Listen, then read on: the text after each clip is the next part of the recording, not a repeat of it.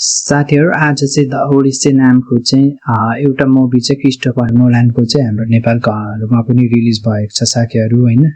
मैले चाहिँ आज फर्स्ट अफ अल फर्स्ट गएर चाहिँ यो मुभी हेरिसकेको छु साथीहरु हैन। आज चाहिँ यही मुभीको चाहिँ रिभ्यू गर्ने छ के साथीहरु। कस्तो छ त हलमा गएर देख्न लायक छ कि छैन भन्नेले चाहिँ साथीहरु।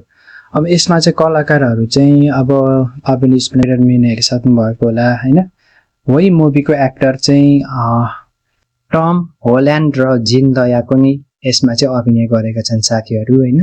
अब यो मुभी चाहिँ के बारेमा छ र यसको कहानी चाहिँ के छ भन्दाखेरि चाहिँ एक ओडिसी नामको चाहिँ पूर्व सैनिक हुन्छ। उ चाहिँ युद्ध सकेर चाहिँ अब घरतिर फर्किने क्रममा चाहिँ उसको चाहिँ फेरि खतरनाक डिमनहरुसँग लडाई हुन्छ के साथीहरु घर जाने क्रममा हैन। अब त्यहाँबाट बचेर उ घरसम्म पुग्न सफल हुन्छ कि हुँदैन त्यो जान्नलाई चाहिँ यो मुभी देख्नु पर्ने छ साथीहरु हैन।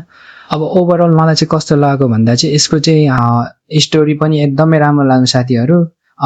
प्लस यसको चाहिँ भिजुअल सिनेमाटोग्राफी प्लस यसको भिएफएक्स एकदमै रियल फिल हुन्छ के साथीहरु हैन। काई पनि कमी गरेको छैन का। अब एक उसले बोल्नु त हैन मुभी चाहिँ एकदमै मलाई चाहिँ मास्टरपिस लाग्यो के साथीहरु हैन। अब मेरो तर्फबाट चाहिँ यसलाई रेटिङ दिनु पर्दा चाहिँ म चाहिँ 8.5 आउट अफ 10 दिन्छु के साथीहरु हैन।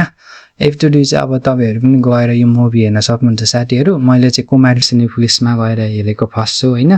त्यहाँ गएर तपाईहरुले हिन्दी डबिङ या इंग्लिशमा इंग्लिश बुझ्नुहुन्छ भने इंग्लिशमा पनि हेर्न सक्नुहुन्छ। त गाइस भिडियो मन पर्यो भने चाहिँ साथीहरु सब्स्क्राइब गरिदिनु होला है त प्लिज।